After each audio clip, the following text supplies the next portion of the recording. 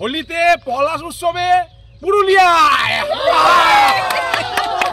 শুধু মারাত্মক গরমকালটুকু বাদ দিলে বাকি সারা বছরের জন্যই একটি আদর্শ ভ্রমণস্থান হলো পুরুলিয়া। পাহাড়, নদী, ঝর্ণা, জঙ্গল, মন্দির, ছৌ নাচ সব আছে পুরুলিয়ায়। এসি রুম, এসি গাড়ি, মাটন থেকে শুরু করে দুর্দান্ত সব খাওয়া দাওয়া, সুন্দর পরিষেবা সহ স্টেশন থেকে পিক আপ এবং ড্রপ সবকিছু নিয়ে এত কমে একটা প্যাকেজ যা আপনাকে অবাক করে দেবেই। অযোধ্যা সার্কিট ও গড় সার্কিট সম্পূর্ণটাই থাকছে এই প্যাকেজে, আর সঙ্গে ছৌ নাচ তো আছেই। আর যেহেতু আমি দোল পূর্ণিমায় গেছি, তাই সম্পূর্ণ পুরুলিয়া জুড়ে ছিল পলাশের ঘনঘটা। চলুন সবকিছু আপনাদের সঙ্গে শেয়ার করি। তবে তার আগে যারা এখনো পর্যন্ত আমার চ্যানেলটিকে সাবস্ক্রাইব করেননি, প্লিজ তারা সাবস্ক্রাইব করে দিন, কারণ আপনাদের এই সাপোর্টটাই আমাকে নতুন নতুন ভিডিও বানাতে মোটিভেট করবে। আজকে 25শে মার্চ 2024, আজকে হচ্ছে দোল উৎসব। আমি এখন আছি পলাশের রাজ্য পুরুলিয়ায়, বাঘমুন্ডিতে, আর আছি মমতা হোটেলে, একদম অযোধ্যা পাহাড়ের ঠিক গায়ে। এখানকার প্যাকেজটা দুর্দান্ত, খুব অল্প টাকার মধ্যে পুরো পুরুলিয়া ঘুরিয়ে দিচ্ছে। গড় পঞ্চকোট মানে দুখানা সার্কিট পুরুলিয়ার, একটা হচ্ছে গড় সার্কিট, একটা হচ্ছে অযোধ্যা সার্কিট, পুরো সার্কিট ঘুরিয়ে দিচ্ছে 2 নাইট 3 ডেজের খুব অল্প টাকার প্যাকেজ, দারুণ। এবং এখানকার সার্ভিস থেকে শুরু করে সমস্ত রকম গাড়ি, খাওয়া দাওয়া, প্রত্যেকটা each and everything very well, very well. আমাদের সঙ্গে আরও প্রচুর লোক এসছেন, প্রত্যেকে বেজায় খুশি। স্টেশন থেকে আমাদের পিক আপ করে নিয়ে যাওয়ার পর হোটেলে ঢোকার মুহূর্তেই দেওয়া হলো চিরস্মরণীয় হয়ে থাকার মতো উষ্ণ এক অভ্যর্থনা। একটি করে গামছা এবং একটি করে ছৌ নাচের মুখোশ প্রদানের মাধ্যমে ওনারা আমাদের বরণ করে নিলেন। সঙ্গে পরানো হলো লাল টুকটুকে পলাশ ফুলের মালা।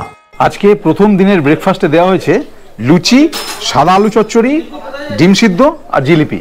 এই হোটেল থেকে ওয়াকিং ডিস্টেন্সের মধ্যে অনেকগুলো লোকাল সাইট সিইং আছে, ভালো ভালো স্পট, যেমন তুর্গা ড্যাম, ঘাটকচা ওয়াটারফল, রাম মন্দির।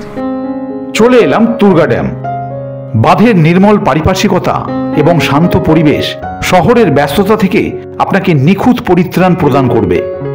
এখানে বাঁধের ঘের বরাবর হাঁটতে হাঁটতে পাহাড়ের নৈসর্গিক দৃশ্য উপভোগ করতে পারেন অবলীলায়। বাঁধটি কংসাবতী নদীর উপনদীতে অবস্থিত এবং এটি সেচ, পানীয় জল এবং বিদ্যুৎ উৎপাদনের জন্য একটি উল্লেখযোগ্য উৎস হিসেবে কাজ করে। চমৎকার লাগছে ভিউটা, দেখুন, ব্যাপক লাগছে। জলটা একদম কাঁচের মতো ক্লিয়ার। বাঘমুন্ডির সিংহবাগ পানীয় জল পিউরিফাই করে এখান থেকেই সাপ্লাই করা হয়। ড্যামের ঠিক পাশ দিয়ে উঠে গেছে রাম মন্দির যাওয়ার সিঁড়ি। তুর্গা ড্যাম দেখে নিয়ে আমরা এখন চলেছি মিন্স উঠছি 90টা সিঁড়ি বেয়ে রাম মন্দির। এই যে দেখছেন রাম মন্দির, প্রায় উঠে এসছি 90টা সিঁড়ি অতিক্রম। ক্যামেরা হাতে থাকলে যেন কোনো কিছুই খেয়াল থাকে না। পরিমরি করে হোক আর যাই হোক, ভিডিও ভালো করে করা চাই। তবে আপনারা কিন্তু যথেষ্ট সাবধানতা অবলম্বন করেই পাহাড়ে চড়বেন। দেখে নিলাম রাম মন্দির। 90টা সিঁড়ি বেয়ে ওপরে ওঠার পর এই ওপর থেকে তুর্গা ড্যামের ভিউটা যেন আরো চমৎকার। বেলা বাড়ার সঙ্গে সঙ্গে রোদের তাপও একটু বেড়েছে, যার জন্য কেউ আর ওই ঘাটকচা ওয়াটারফলসে যেতে চাইছেন না, তাই এখান থেকেই দেখে নিচ্ছি সবাই মিলে। ওই দেখুন, ওই দূরে দেখা যাচ্ছে, ওইটা হচ্ছে ঘাটকচা ওয়াটারফল, ওই যে দেখা যাচ্ছে। বেশ খানিকটা সময় রাম মন্দির চত্বরে কাটিয়ে হোটেলে ফিরে সেরে নিলাম আজকের লাঞ্চ। লাঞ্চে ছিল ভাত, ডাল, আলু ঢেঁড়স ভাজা, আলু পোস্ত, বাঁধাকপির তরকারি, মাছের কালিয়া আর স্যালাড। লাঞ্চ করে বেরিয়ে পড়লাম সাইট সিইং এর উদ্দেশ্যে।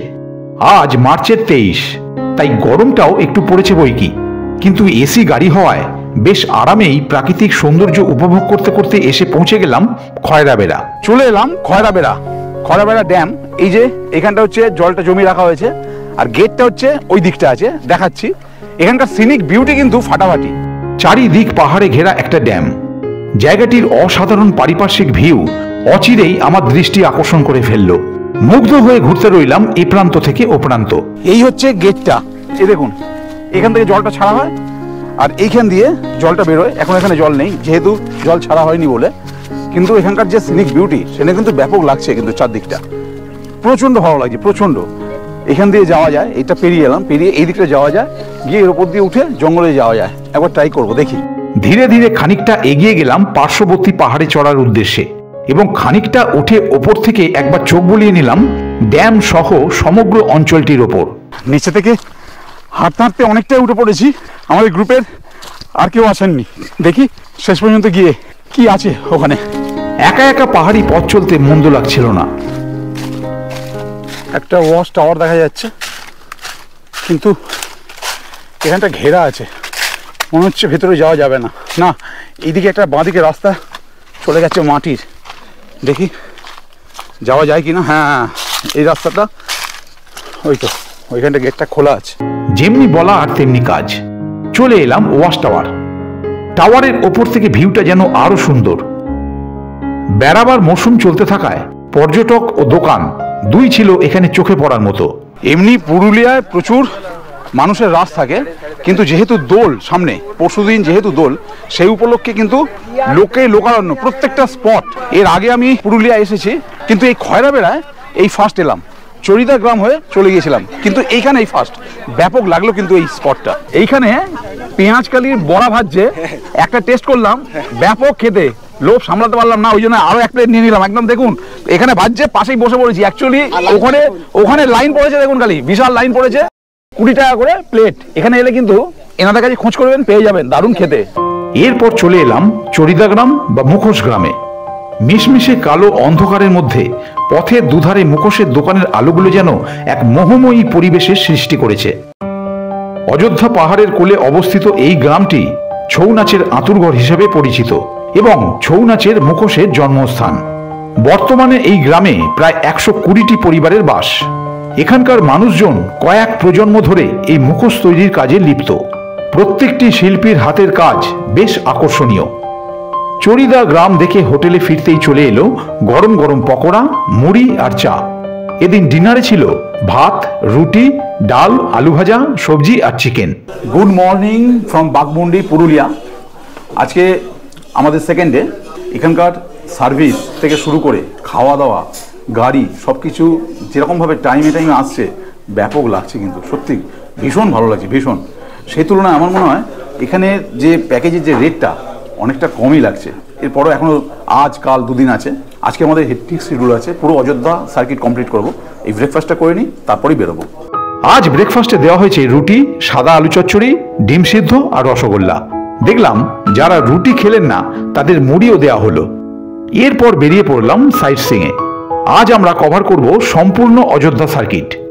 আমাদের হোটেলটি অযোধ্যা পাহাড়ের একেবারে নিকটবর্তী হওয়ায় বেরোবার সঙ্গে সঙ্গেই উঠতে রইলাম পাহাড় বেয়ে। এমনিতেই প্রাকৃতিক শোভা এখানে বেশ মনোরম। তার উপর পথের দুধারে আর পাহাড়ের গা বরাবর আনাচে কানাচে হয়ে থাকা লাল পলাশ সৌন্দর্যের মাত্রা যেন দ্বিগুণ করে তুলেছে। সেসব দেখতে দেখতেই চলে এলাম লহরিয়া শিব মন্দির। মন্দিরে ঢোকার মুখেই নানান রকম জিনিসের অজস্র দোকান। ইচ্ছে হলে টুকিটাকি কেনাকাটাও করে নিতে পারেন। চলে এসেছি আজকের প্রথম স্পট, লহরিয়া শিব মন্দির। এই হলো লহরিয়া শিব মন্দির। এর পাশ দিয়ে এই যে রাস্তাটা গেছে, এইটা দিয়ে আমি যাব। এটা দিয়ে গেলে কেষ্টবাজার ড্যাম। তার আগে মন্দিরটা দেখিয়ে দিই আপনাদের। এই লহরিয়া শিব মন্দিরটি হল পোড়া মাটির তৈরি এক নিখুঁত শিল্পকর্ম। শিল্পপ্রেমীদের ওপর এই মন্দির অনায়াসেই একটা দুর্দান্ত প্রভাব ফেলবেই। সারা বছরই এই মন্দিরে ভক্ত সমাগম লেগেই থাকে। মন্দির চত্বরে প্রবেশ গেটের ঠিক উল্টো দিকের এই গেট দিয়ে বেরোলেই কেষ্টবাজার ড্যাম। এরপর পাহাড়ে একটু উঠতেই চোখে পড়ল লোয়ার ড্যাম। লোয়ার ড্যাম দেখার সাথে সাথে কেষ্টবাজার ড্যামটার টপ ভিউটাও এখান থেকে দৃষ্টিগোচরে চলে এলো। এরপর আমাদের গাড়ি এসে থামলো একেবারে আপার ড্যামের ওপর। চলে এসেছি আপার ড্যাম। এই হলো আপার ড্যাম। দেখছেন এই যে কালো স্পটটা আছে, এত অবধি জলটা তোলা হবে লোয়ার ড্যাম থেকে। তারপর এই জল ছেড়ে সেখান থেকে বিদ্যুৎ উৎপন্ন করা হয়, আর তারপর বিকালবেলা এই জল যা থাকে সেটাকে আবার ছেড়ে নিচের ড্যামে নামিয়ে দেওয়া হয়। এখানকার প্রাকৃতিক দৃশ্য বেশ নান্দনিক। এদিক সেদিক ঘুরতে ঘুরতে আধ ঘন্টা সময় যে এখানে কি করে কেটে গেল টেরই পেলাম না। এবার আমাদের গন্তব্য ময়ূর পাহাড়। এই আপার ড্যামের পর থেকে পথের চারপাশের সৌন্দর্য যেন আরো সুন্দর। যতই এগোচ্ছি প্রকৃতি যেন আপন মহিমায় নিজেকে মেলে ধরছে আমাদের সামনে। অবশেষে চলে এলাম ময়ূর পাহাড়। একসময় এই স্থান ময়ূরের বিচরণ ক্ষেত্র হিসেবে পরিচিত ছিল, তবে ভাগ্য ভালো থাকলে ময়ূরের দর্শন হয়তো আজও পেয়ে যেতে পারেন। খানিকটা পথ পাথুরে মাটির হলেও একটু এগোলেই পেয়ে যাবেন সিঁড়ি, আর তারপরই একটি ওয়াচ টাওয়ার। চলে এসেছি ময়ূর পাহাড়ের একেবারে ওপরে, তার উপর যে ওয়াচ টাওয়ারটা আছে তার উপর উঠেছি। এখান থেকে ভিউটা চমৎকার। বলে দিই, ওখানে যে সিঁড়িগুলো দেখালাম ওটা হচ্ছে 120খানা সিঁড়ি আছে, তারপর এসে এই ওয়াচ টাওয়ার। ময়ূর পাহাড় থেকে নেমে যাচ্ছি। ময়ূর পাহাড়ে যে ওঠার সিঁড়ি সেটা বলেছিলাম 120টা, তখন ওয়াচ টাওয়ারের সিঁড়িটা বলিনি। ওয়াচ টাওয়ারের সিঁড়িটা ওঠার সময় অ্যাকচুয়ালি গোনা হয়নি, নামার সময় গুনলাম। ওয়াচ টাওয়ারের সিঁড়ি হচ্ছে 40টা।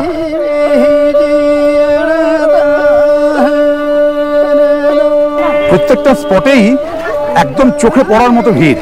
বিশেষ করে এই ময়ূর পাহাড় দেখলাম ভিড় আরো অত্যধিক। এই ময়ূর পাহাড় থেকে আমরা এখন চলেছি মুরগুমা ড্যামের দিকে। এই ময়ূর পাহাড় থেকে মুরগুমা ড্যামের ডিস্টেন্স হচ্ছে 16 কিলোমিটার। এর আগে পুরুলিয়া এসেছি, সমস্ত জায়গাগুলো দেখেছি, কিন্তু মুরগুমা ড্যামটা যাওয়া হয়নি। এই ড্রাইভার দা আমাদের আরমানদা বলছে এই রাস্তা নাকি খুব রিস্কি, একদম একটা গাড়ি জাস্ট যাওয়ার মতো স্পেস। দেখা যাক। আরমানদার কথা যে একেবারেই নির্ভুল সেটা গাড়ি একটু এগোতেই খুব ভালো করেই বুঝতে পারলাম।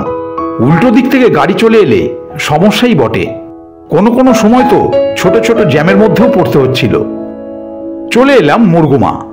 প্রচুর পর্যটক হওয়ায় বেশ খানিকটা দূরেই কার পার্কিং করতে হলো। চলে এলাম উকামবুরু ভিউ পয়েন্ট বা সুইসাইড পয়েন্ট। এই হচ্ছে ভিউ পয়েন্টটা। এখানে হচ্ছে ভিউ পয়েন্ট, এখান থেকে মুরগুমা ড্যামটা দেখা যায়। ঘুরতে ঘুরতে মনে হচ্ছে পুরুলিয়ার প্রত্যেকটা স্পটই বেশ আকর্ষণীয়। আমাদের হাতের কাছে এত সুন্দর সুন্দর জায়গা আছে, এখানে না এলে হয়তো বিশ্বাসই হতো না। এই হচ্ছে উকামবুরু ভিউ পয়েন্ট বা সুইসাইড পয়েন্ট। ওই যে দূরে দেখা যাচ্ছে ওটা হচ্ছে মুরগুমা ড্যাম। এই যে দেখতে পাচ্ছেন মুরগুমা ড্যাম, এটা ক্যামেরায় কতটা আসছে বুঝতে পারছি না, কিন্তু দেখা যাচ্ছে পরিষ্কার এখান থেকে। মুরগুমা থেকে 19 কিলোমিটার পথ পেরিয়ে চলে এলাম মার্বেল লেক। এই লেকের জল নীল হওয়ার কারণে স্থানীয়রা একে ব্লু ড্যাম বা পটল ড্যামও বলে থাকেন। এই হলো মার্বেল লেক। আগের বারে যখন এসেছিলাম তখন গাড়ি একদম নিচে নামানো হয়েছিল। ওই দূরে দেখানো যাচ্ছে গাড়ি পার্কিং করা আছে, একদম ছোট্ট ছোট্ট অনেকটা নিচে। ওখানে নামিয়ে দেওয়া হয়েছিল, ভেতর দিয়ে আমরা এসেছিলাম। ভেতর দিয়ে এসে এই নিচে গিয়েছিলাম। দেখুন লোকগুলো কত ছোট ছোট লাগছে। এখানে নামানো হয়েছিল, তখন একরকম ভিউ দেখেছিলাম। আর এখন প্রচন্ড রোদ বলে আমাদের ড্রাইভারদা বললেন যে এখান থেকে দেখতে, আর সত্যি এই টপ ভিউটা কিন্তু আরো বিউটিফুল লাগছে। দেখুন খালি, প্রচন্ড গরমের জন্য যদি মনে হয় যে অতটা হাঁটবেন না, তাহলে কিন্তু এখান থেকেও দেখে নিতে পারেন। মার্বেল লেকের নির্মল নীল গভীর জল খুব সহজেই দৃষ্টি আকর্ষণ করবে। অবশেষে চলে এলাম অযোধ্যা পাহাড়ের একেবারে কেন্দ্রস্থলে অবস্থিত বামনি ওয়াটারফল দেখতে। সমস্ত ভ্রমণকারীদের প্রাকৃতিক সৌন্দর্য এবং মানসিক শান্তি প্রদান করার ক্ষেত্রে এই জলপ্রপাতের ভূমিকা এক কথায় অনস্বীকার্য। জনসমাগম দেখে মনে হচ্ছে পুরুলিয়ার সমস্ত পর্যটক যেন এই মুহূর্তে একত্রে এখানে এসে হাজির হয়েছেন। নামছি বামনি ওয়াটারফল। প্রচুর সিঁড়ি। প্রথম দিকে সিঁড়িগুলো একটু নর্মাল মনে হলেও এখন কিন্তু একেবারে খাড়াই। দেখতেই পাচ্ছেন অনেকেই নামছেন। আর এখানে কিন্তু প্রচুর লোকজন আজকে দেখছি, যদিও একটা ছুটির দিন, তবুও মানে প্রচুর প্রচুর। অন্যান্য স্পটে যা আমরা ভিড় দেখলাম, ম্যাক্সিমাম ভিড়টা কিন্তু এইখানে। ভিড়টা দেখুন খালি, এতটা নিচু। ভাবলাম বোধহয় নিচে হয়তো ভিড়টা কম হবে। প্রচুর মানুষজন এতটা নিচে নেমেছেন।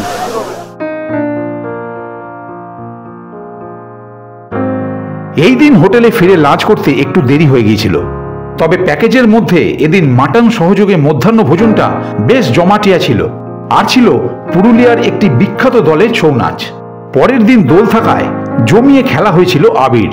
তার সাথে জয়চণ্ডী পাহাড়, গড় পঞ্চকোট, বরন্তী সহ ঘুরে নিয়েছিলাম পুরুলিয়ার আনাচে কানাচে। তবে সেসব গল্প থাকছে পরের পর্বে। আর হ্যাঁ, তার সাথে দেখিয়ে দেব এদের রুমগুলো কি রকম আর কি কি সুবিধা এখানে আছে ইত্যাদি নানান জিনিস। শেষ পর্ব নিয়ে হাজির হব পরের সপ্তাহতেই। সকলে খুব ভালো থাকবেন, সুস্থ থাকবেন।